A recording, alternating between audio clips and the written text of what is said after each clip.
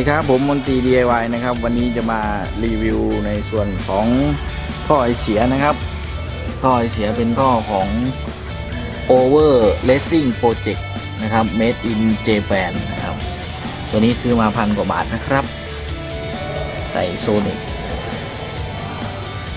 เครื่องเดิมนะครับเนี่ยโซนิกเครื่องเดิมนะครับเครื่องเดิมๆไม่ได้แต่งนะครับไม่ได้ชักไม่ได้ยืดนะครับไม่ได้ชักโอเคทำเสร็จเป็นที่เรียบร้อยนะครับเดี๋ยวเรามารีวิวเสียงท่อไอเสียกันนะครับโอเคนะครับเดี๋ยวเรามาฟังเสียงท่อไอเสียกันเลยนะครับเดี๋ยวสตาร์ทก่อนนะครับ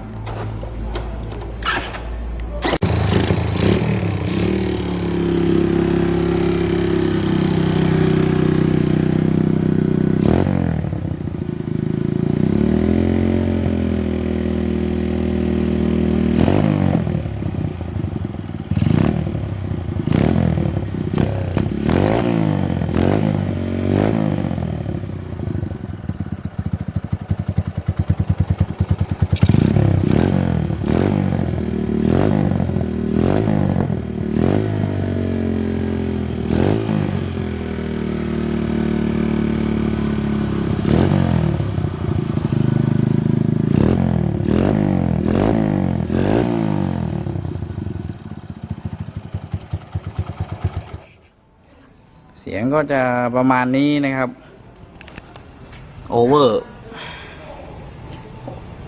Over Racing Project Made in Japan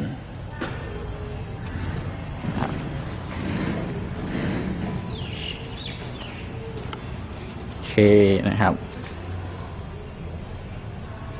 เสียงก็จะประมาณนี้นะฮะเสียงก็จะประมาณนี้นะครับผมสั่งมาจากเว็บหนึ่งนะครับน่าจะประมาณ1,100นะครับโอเคนะครับเดี๋ยวพบกันใหม่คลิปหน้านะครับสำหรับมนตรี DIY ครับผม